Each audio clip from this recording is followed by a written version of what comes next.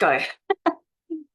So today, my Tuesday chat is all about how art can support conservation. Okay, so um, if you've been following me for a while, you'll know a few years ago I was doing a lot more to do with conservation, and I feel like lately that I haven't really been doing any of that at all, and I think I need to focus a bit more on it. So I also thought, what a good topic to chat about today as well. So in the past, I used to donate 10% of any work sold of my dingoes would go to the Save the Fraser Island Dingo charity, also orangutan charities. So I've done a few. Let me know in the chat if if like me, I kind of became an animal or wildlife artist, not only because I love animals, but I wanted to sort of help raise awareness for different charities, but also help to try and, in any small way, try and raise money for these charities. So, and there's different ways you can do that as an artist, which is what I wanted to chat about today. But let me know if you've done anything like that, or if it's something that you've always thought you'd like to do. And is that why you paint wildlife? I know some of you guys who are watching and are fully into that and raise lots of money through their art. And it's something I wanted to do more of, but I just feel like I haven't lately. So it's something I want to get back into. All right. Good morning, Alexandra and Sandra and Karen and Judy. It's good that you're joining me, which is awesome. So I used to do, Christy says you've donated pieces for raffles for animal sanctuaries. Yeah, that's a great way to do it as well. So it doesn't have to cost you money. These are ways to raise money or just even awareness through your art. So it actually isn't costing you anything. So yeah, like you can donate pieces, or you can donate, like raise money yourself and donate it. And yeah, so that's what I'm going to chat about. So a few years ago, some of you guys know I had the Creative Spark art box, which isn't totally defunct. I definitely want to get back to it.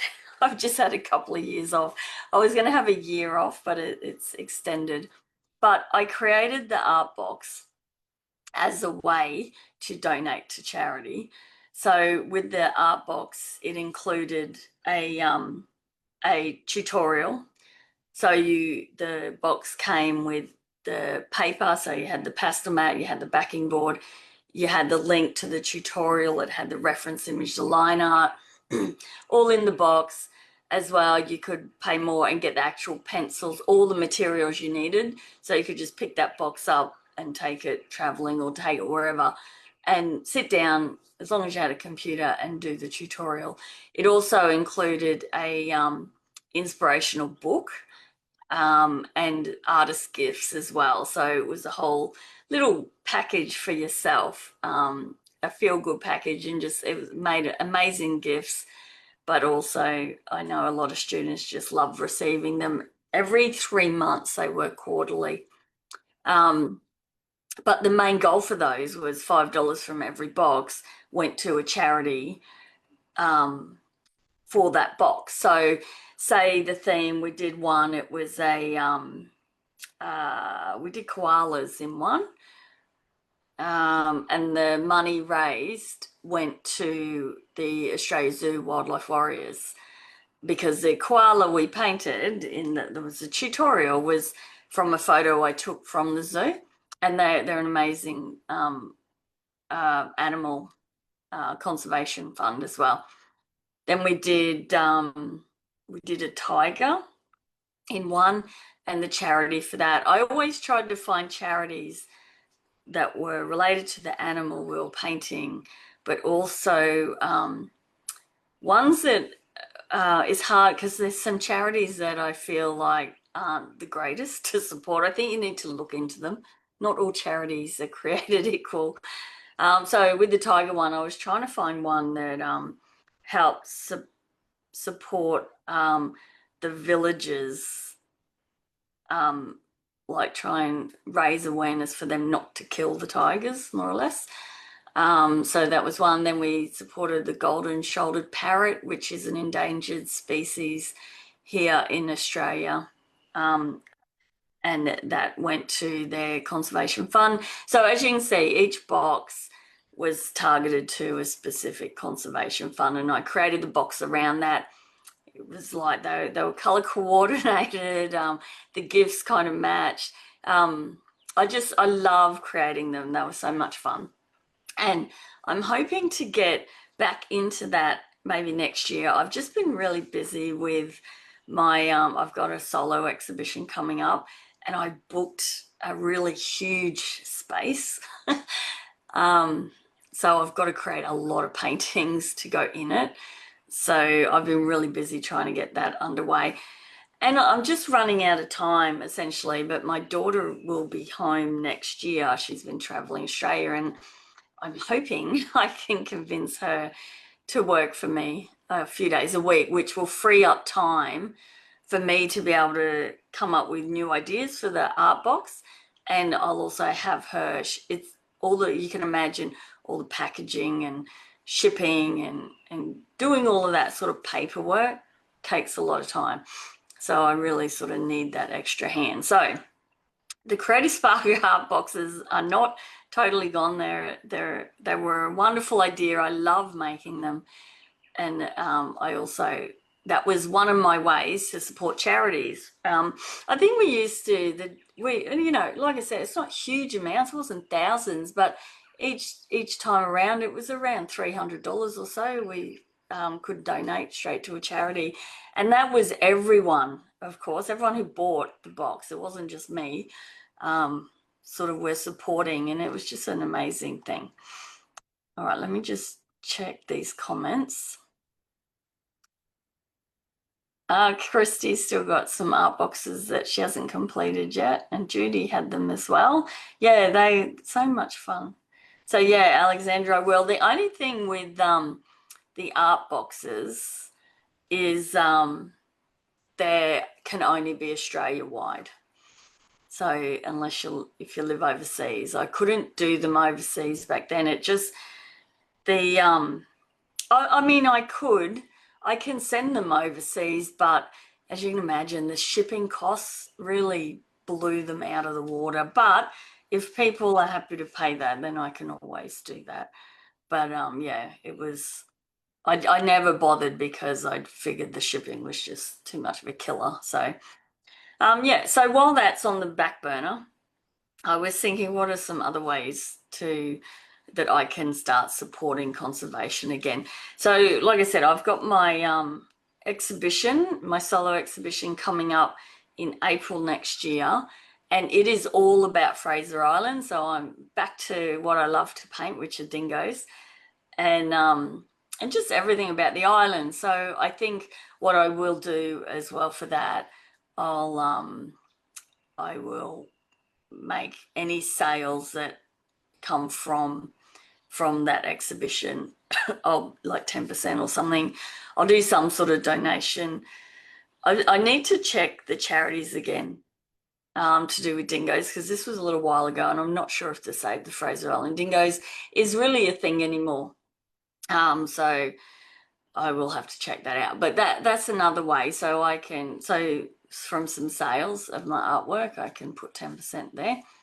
But when we were talking about the other week, when I did the chat about setting up, like selling prints of your art, and I was talking about maybe creating a drop shipping site. So that got me thinking maybe I could set up a print on demand site, so drop shipping, and do 20% of all sales of prints that could go to particular charities as well. And that is something like I could set up in the next probably month, which is something I wanted to do anyway. I wanted to set up a print drop shipping site, mainly because in that chat we talked about doing your own printing or there were three different ways. But for me, because I'm really time poor, the drop shipping works best. It has the least amount of profit, but I would like to set it up. It's something that I would like to set up as more of just a charity thing to help raise some funds. So not so much profit for me, but more profit for some of these animal causes or wildlife foundations. So that's something I was thinking that might be a good one to do as well. Sandra, I love koalas and have helped wildlife rescuers capture Evan, our resident koala, to get treated for chlamydia, and is now back home. I'm new to painting and I have never sold any work, but have donated pouches and liners during the bushfires up on the sunny coast and down at Kangaroo Island. Would love to do an art box. Yeah, that's amazing, Sandra. Yeah, there's all different ways that you can help if it's in you to help. I know some of my members are actual wildlife carers, which is amazing. That is again just next level. I couldn't do that. There's so much time involved in looking after wild animals that my hat off to them all. But yeah, like you said, there's all different ways you can help. Like you've donated pouches and liners during the bushfires, which is brilliant. Yeah, and I get a lot of people asking about the art boxes. That's why they will be back. Um, so yeah, so that's what I'm thinking at the moment. Because I haven't done any donation type of stuff lately, it's like a little itch that I feel like I need to do something. So they're my goals, to do a percentage of any work sold in my next solo exhibition, and then also set up this printing side of things. So, and it really is the reason I did start painting wildlife in the first place, because I wanted to help animals in any small way I could. But I think I really want to focus on endangered animals more.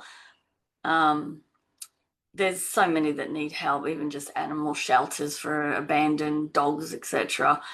But I think more threatened species would be where I think I would like to start.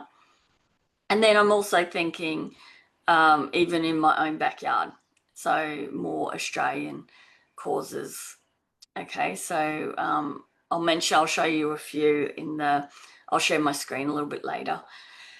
But yeah, so I think narrowing it down, there's so many causes and conservation funds and things that need our help, but maybe trying to do like focus in on something that you're passionate about, particular animals. It could even be to certain plants and that as well. I'll show you the IUC, is it Red List as well? There's so many things to pick from, but I think narrowing it down, maybe, yeah, from your own country. And also, like, yeah, you've got to be still passionate about it, hey? Yeah, Christy, and an exhibition on endangered animals. Yeah, I think that would be brilliant as well. And things like this can help inspire you as an artist to start to think about things like that. What can I do a series on? You could even narrow it down even more, like not just endangered animals. It could just be Australian, or it could just be birds, different frogs. It could even be one species that you're doing a very small, maybe not an exhibition, but a series of paintings. So it could be like the Gouldian finches are endangered here in Australia.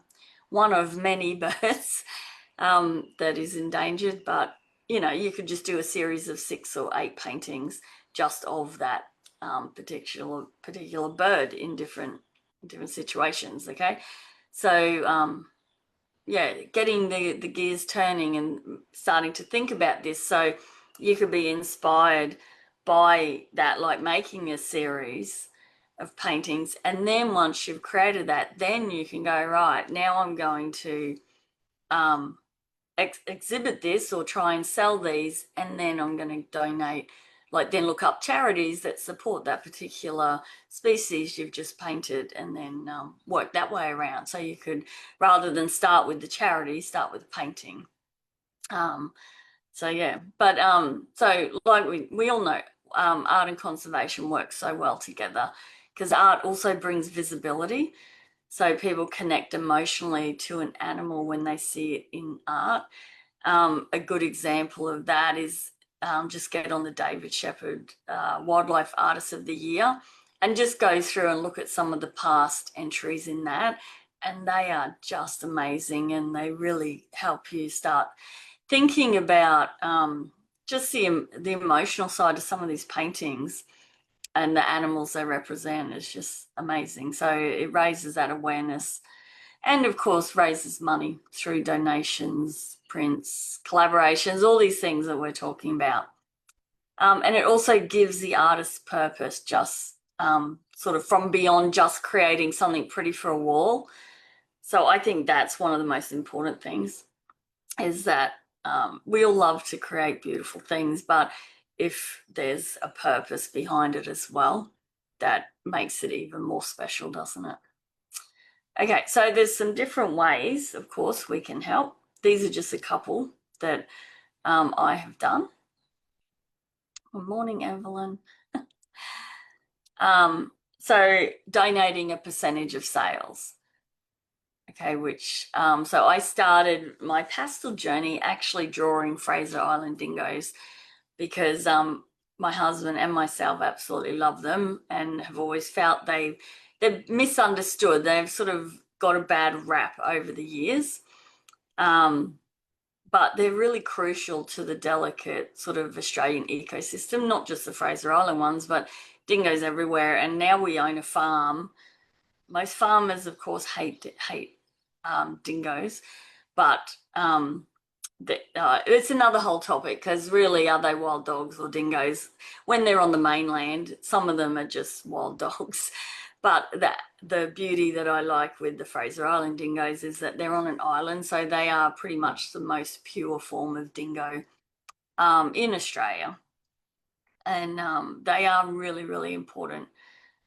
Okay. Also, they're in my back door sort of thing. I live on the Fraser Coast Shire now, and like I said, I don't know if they're pretty much 100% true dingo species, because they are isolated.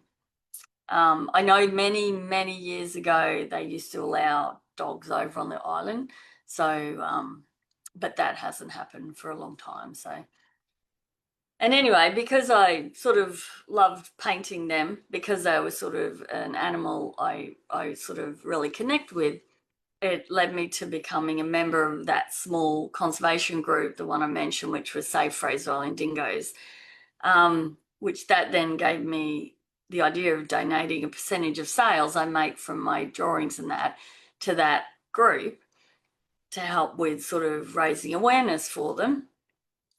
But the good thing about that was also I wasn't just helping them and feeling good about it, but the group was sharing my work on their social media, which goes to the ideal target market for my dingo paintings, which are dingo lovers.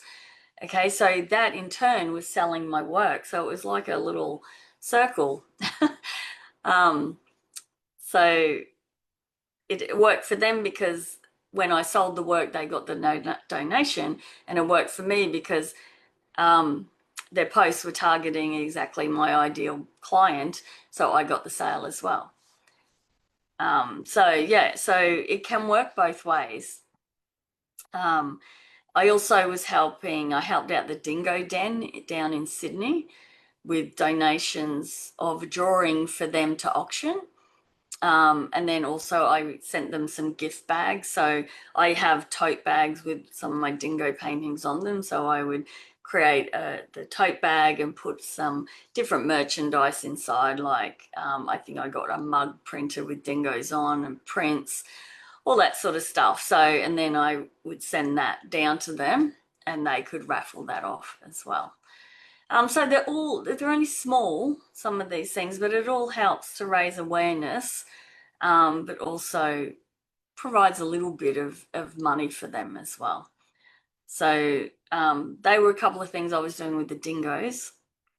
And then like that's totally up to you. You just decide on a percentage of what you want to donate, and then you can put that as well on your website or your socials. Like what I was saying with this printing, if I start doing 20% of all prints are donated, that as well can help sell your work or your prints or your merchandise when people know that part of what they're paying for it is helping a good cause.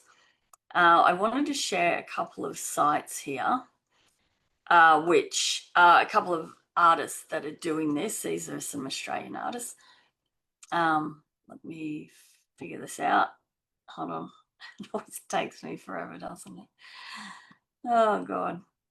Okay. So this first one is Marini Falazzo. I don't know if that's how you say it. You may have the style, I think, I don't know if it's Marini. I don't know if it's guy or girl. I'm not sure. I'm not even going to guess. But you probably recognize the style. I've seen it quite often where the animal has like the flowers and that through it. Absolutely beautiful. Beautiful work, makes ideal merchandise pictures, don't they? Just the way there's no background sort of thing. So the way they're kind of paintings that are made for merchandise. They're just brilliant. Okay, and then down here these are so quite prominent. This is the homepage to show that profits, a share of profits is donated to wildlife conservation. Okay, and these are their partners. So these are who they donate to. Okay, so it's a good way to advertise as well. A lot of people, oh, here we go, it's a family-based business. Nathan. Okay, so it is a guy that creates these and has built this huge business. Like his work is just gorgeous. But he's, yeah, focused it on merchandise really, which is a great idea. And then, yeah, helping the animals is also what it's all about, really, for a lot of us. So yeah, it's a really good way to advertise as well. And then, oh, I hate this thing. Hold on.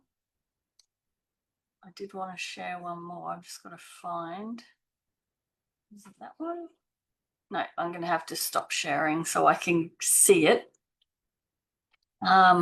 You may have heard of this artist if you're Australian, Steve Morvell. Okay, he really focuses on the conservation side of it, like in his logo, art for conservation. Okay, this is his thing. These are all the different charities he raises money for. So if you are looking for some charity ideas, then maybe check out some of these websites. I might I'll put the links in the chat actually. Okay, so he's got a lot here, but he really does, everything he does is some form of charity based. Okay, so he's a wildlife artist for conservation, like that is his goal. And the other interesting thing I found with Steve, he won't paint anything from a photo. If he hasn't gone out and experienced and seen the animal and taken his own images, then he doesn't paint it, which I thought was quite interesting. So I mean, not everyone seems like can travel the world to do this, but he could just, if he couldn't travel all over the world, then he would focus just on the Australian animals, I suppose. But yeah, I thought they were quite interesting. I'm just going to come back here. I just want to share these. I like to share these websites I show, just in case anyone is interested in checking them out themselves. Let me just get these in here. Um, but yeah, so you could like me try and just do small bits of donations and stuff, or you could center your whole art practice like Steve has on conservation. Um, Christy, do you write any donations off to the business? I was told you couldn't. Um, Not really. When I was doing the art boxes, I suppose. I'm just trying to think. No, I never really did. I suppose I think you can though. Um, I haven't looked into that. It's a very interesting question though, and something to look into. I might actually give myself a note there about that. Oh, really. I'm pretty sure. No, she's off the business. I haven't really gone into that side of it because I wasn't really too bothered about any of that. But I do think you can. Um, I'm pretty sure there is a tax write-off for donations from businesses. I'll check it and let you know. I'll get back to you on that one. If anyone knows that answer, put it in the chat as well. Okay, so another way is just to ask for direct donations from your clients. So this is something I was doing. There was I can't even remember the name of it now, but it was an orangutan fund. So they were in Borneo or somewhere. I think it's Borneo. And they just focus on orangutans. So what I was doing was drawing only small images of orangutans and then putting it on social media, mainly just to my friends. And they were buying them, and I say they're $50 or $100. They were cheap, and I was getting them to donate. I would send them the link to donate directly to the charity. And then once I saw they had donated, then I gave them the painting. So that was another way. Here we go. I've got some notes here. Okay, the charity, it was providing shelter and care for misplaced orangutans in Borneo due to the loss of habitat. So yeah, that was a way. So it wasn't costing me money. I was just spending time doing the paintings, but I didn't have to worry about them paying me, then me paying that sort of thing. So I just put it up. This one's for sale. Like I said, I didn't make it too much. They were only small drawings. I think they were 50 or $100 at the time. And the first one to go and donate got the drawing. Okay, so it was just another idea. You could also, it could be a great yearly challenge, something like that. For me or for anyone, you could maybe go, right, this month or every year you're creating 5 or 6 different drawings or paintings for a particular charity of a particular animal. You could hype it up and really get sort of your audience engaged and excited. And then they just have to, they purchase it off they're buying it off you, but you're not getting any money. It's just going straight to the charity, and then you send it to them. So I thought it was a great way. I didn't have to worry about money, and it was a really good way to just donate. I wasn't getting any money, of course, but that's the idea with charity, isn't it? You do it for the love of it, not to make money out of it. Money's not everything all the time. All right, Beck, you haven't written off art donations, as that's not part of my registered business, but I've donated under my business and written it off.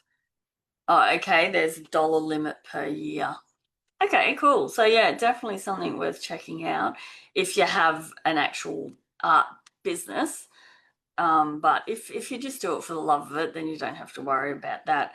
But yeah, as a business, look, if you can get a tax deduction, go for it, 100%. All right. Um, and then, like I said, the drop shipping print shops, like I was talking about earlier, that's something I'm going to explore, where I can put 20% of any profits go to a chosen charity. And that there's just time in setting that up. And they there won't be much profit in it for me because the when you set up drop shipping, you're not making a huge amount anyway. Okay, so that's something that I think, or I could maybe particular prints could have that charity thing. Like, it's totally up to you how you want to do it. It doesn't have to be everything you do. It could just be a particular animal, or like I said, you might create a particular series. So not all your artwork you donate to charity, like Steve does. You could just have certain things. Like for me, it was the dingoes originally, and then I did the orangutan thing and the art boxes. But my other paintings, there was no donation there. That was just profit for me to try and keep buying more art supplies. Um, and yeah, so the other good thing about the print idea is that, yeah, that it can just scale, and get bigger and bigger, and there's no more time or cost for you, especially if you're doing it as a drop shipping. It's just more about advertising, and you could start off selling, you might sell one print a month maybe, but you could end up selling 100 a month, and it's no extra time for you. It's just all done through the drop shipping. What you have to do is get the word out there. So, um, then of course, collaborating with charities. Like, was it Christy said she's done that? You've given a piece for a charity to auction off. You could provide small items for fundraisers. Like I said, if you have any merchandise, like prints and mugs and tote bags, all that sort of stuff, can make great little things that they can add to their fundraising. Like if they're doing a big hamper or something and they want donations that way, it can be as simple as that. Um, um, you could do, I know one of my friends does this. She does gift cards for a commission. So it's not actually a physical painting.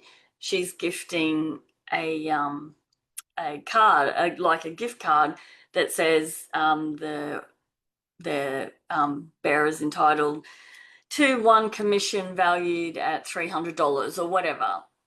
Commission, I wouldn't do that too often because commissions can be hard at the best of times. But it is also an idea as well. Um, and then, yeah, if you partner with this conservation group, so if you let them know, especially the smaller ones, that this is something you're going to be doing, and get them to share your art with their community as well, because they're your ideal customer, their community, like I shared before with the dingoes.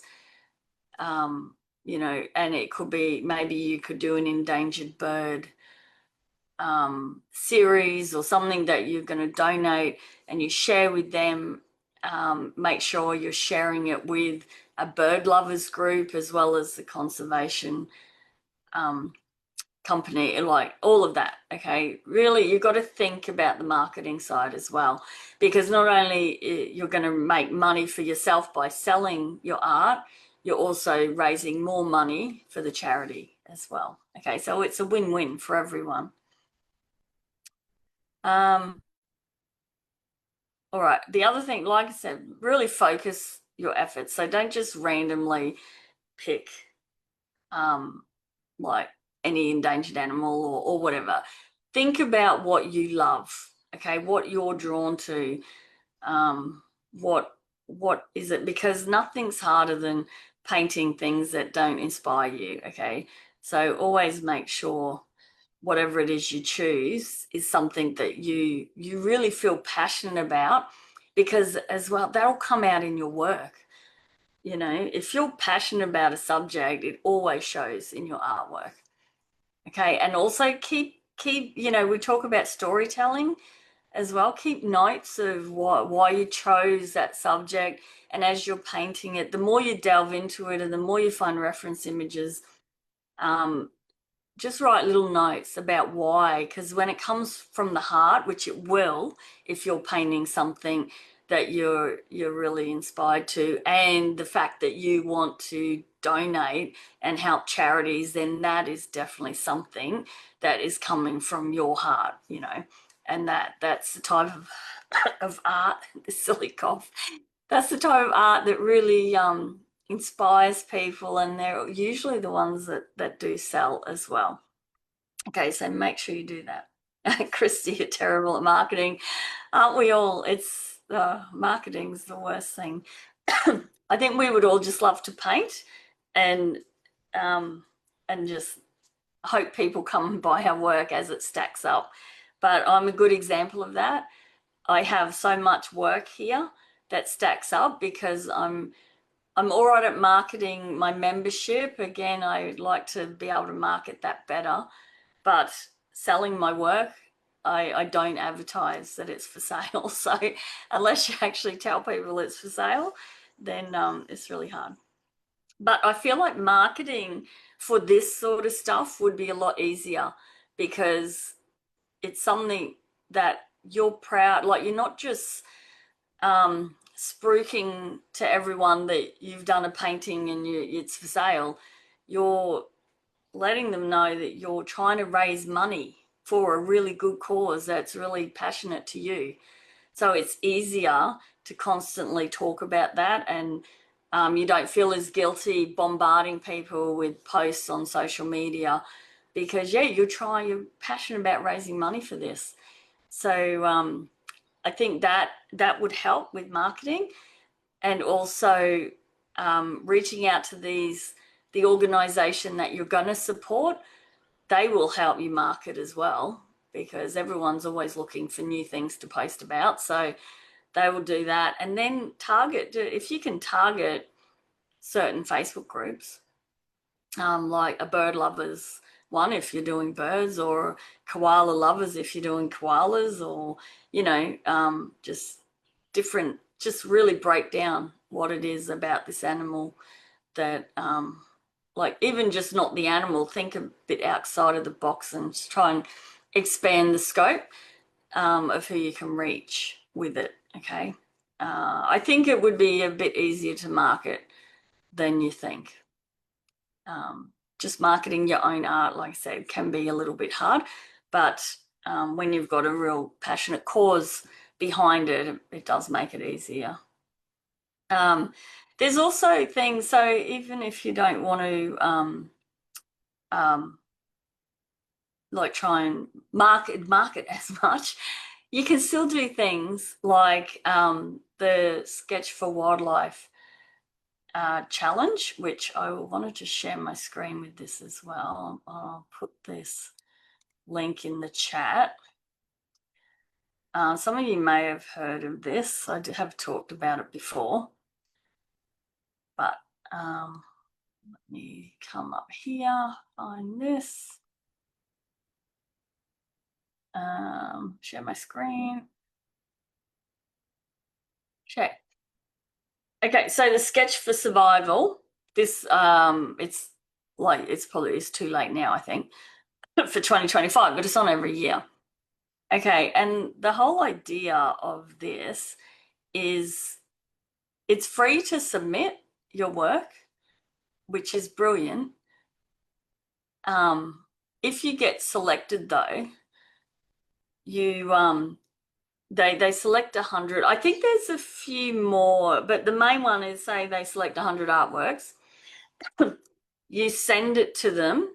If you get selected, that is a huge accolade on your resume. Like it's a great thing, especially for a wildlife artist who is into conservation. Okay, so you get select, if you get selected, they get you to send the artwork to them unframed. Okay, they have frames over there. Now you don't get any money at all. Okay, this is, they then put all the artwork to auction, and the money raised goes to the Explorers Against Extinction. And it shows here, like, you can really check out their website. It's great. Shows you what projects the money goes towards and everything. So you are donating your artwork to them. Okay, and then they then raffle it. I think £100 is the lowest. They make a lot of money in this auction every year. There's some huge artist names that enter this, and you can see just by this painting of the chimps here, the quality is stunning. And yeah, all the proceeds go to the campaign fund. Okay, but if you win, again, there's no money involved. But if you win, you're featured in a magazine. And then again, just the fact that you won, it is a huge thing. So it is complete donation, which is brilliant. It's such a great way for them to raise some money. It goes into all the details of how, like, you submit and everything else. I did read they hit the long list. Um, long list. Okay, so they choose 100 which are the exhibited collection, which are exhibited and auctioned. But then there is a long list as well that they then, I think, can try and sell those as well. Oh, I don't know. They're long listed.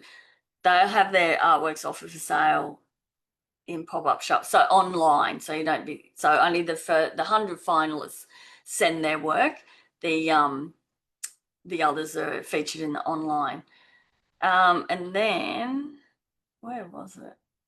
Here, I think it was this one, which I thought was also great. See, they have frames, so it can only be A4 or A3. And that's the sizes. You have to stick to these sizes.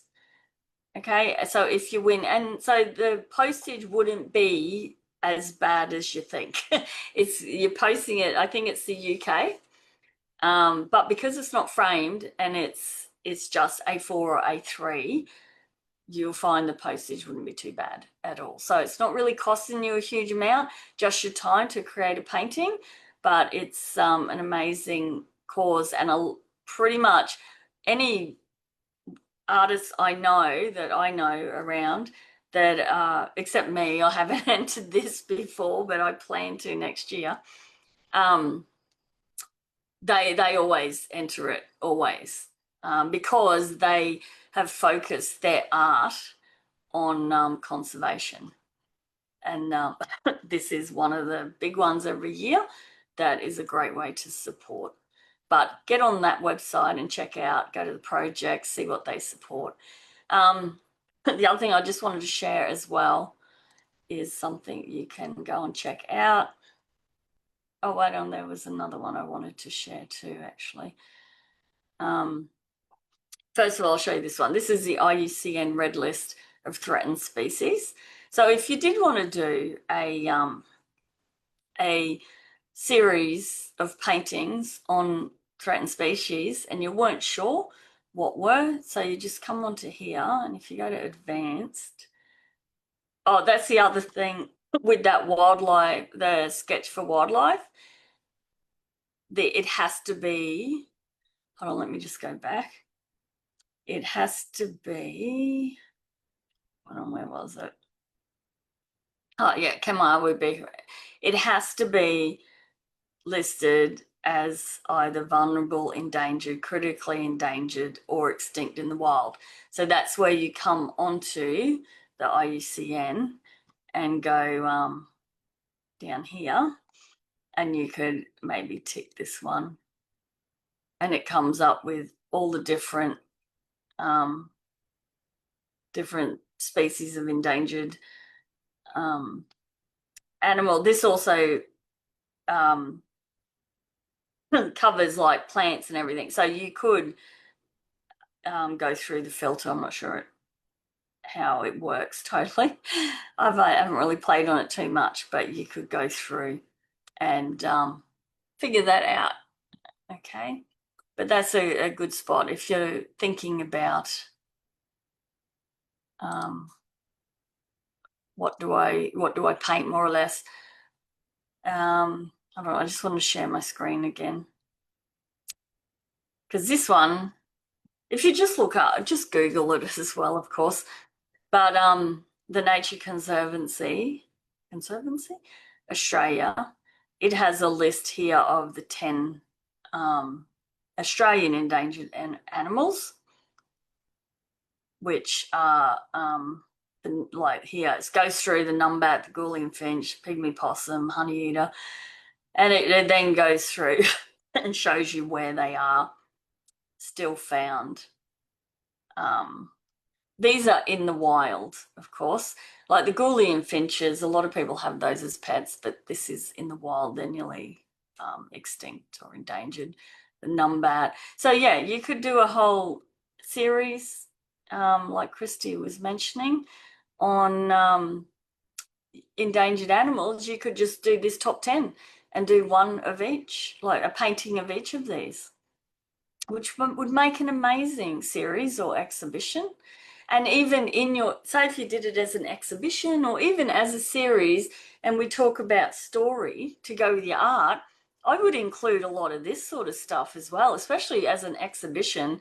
I would have the painting on the wall, but then have another sort of like A4 laminated flyer thing next to it with information, like have this map. People are interested in this, of how small some of these areas are that these animals still exist in. You know, it's interesting, and have some of these little facts about them, and then also why you wanted to paint it, like why this is close to your heart. Okay, so just yeah, a exhibition doesn't have to be just about the painting.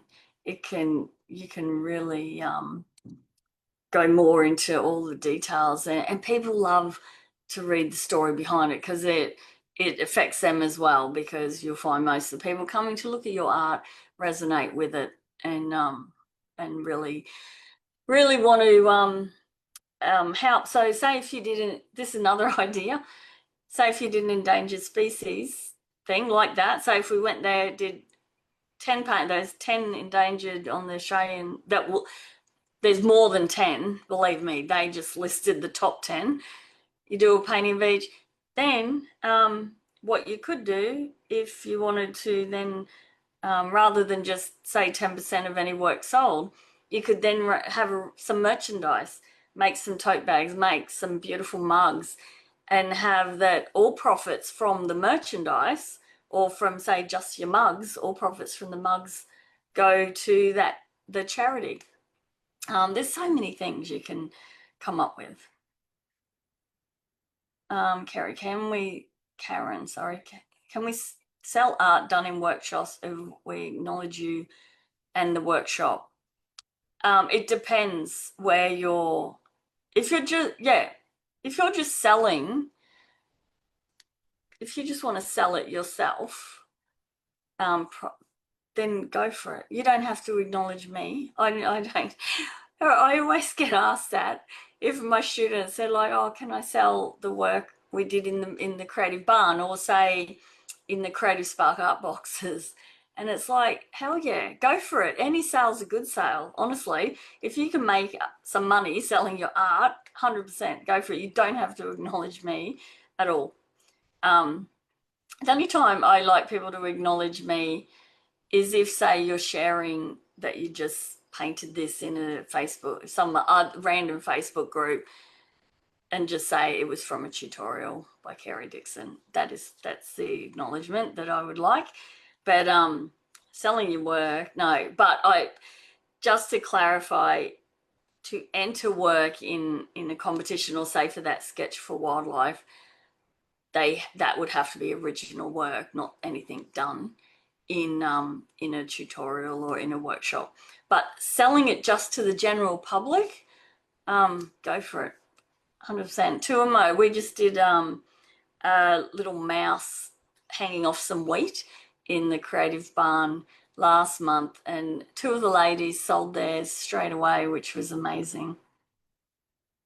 Oh, thanks, Judy. I'm trying to come up with ideas on the fly as well. But that's the thing. The more you think about it, the more it opens up. And just take notes while you're thinking about it and while you're researching some of these pages.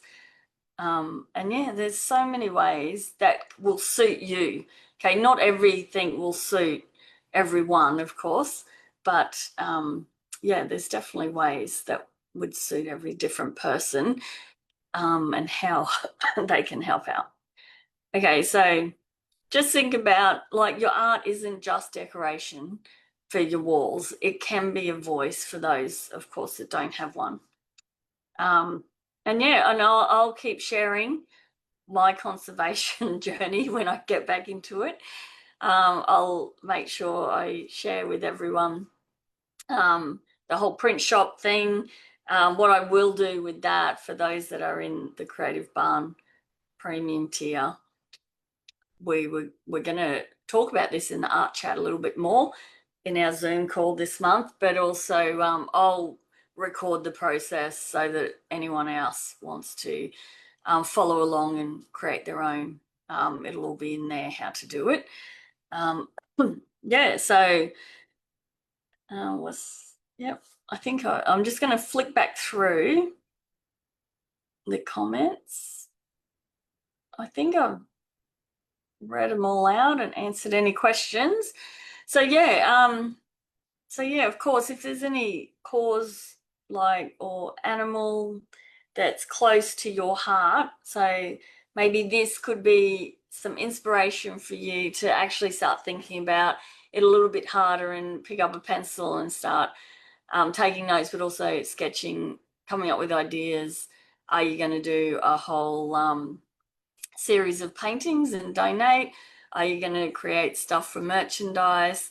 Are you going to find a local charity that you can support, even just with a gift of a painting that they could maybe raffle or auction? Or are you going to enter the Sketch for Wildlife and donate a piece of work to that? Like, there's a million things that you can do.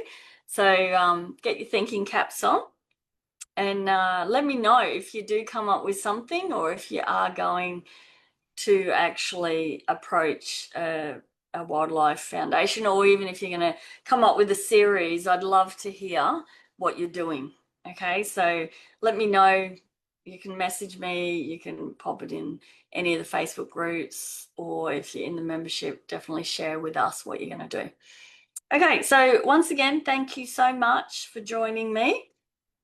And it's been a great chat, as always fun, and always good to get feedback from everyone in the comments. It makes my job easier knowing that there are people out there actually listening rather than me talking to myself every week.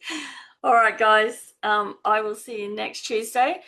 I want to do another draw along on a Tuesday chat. I just haven't figured out what we're going to draw yet, but I'll keep you posted if that's going to be next week, and I'll make sure you get all the things you need to be able to do it with me.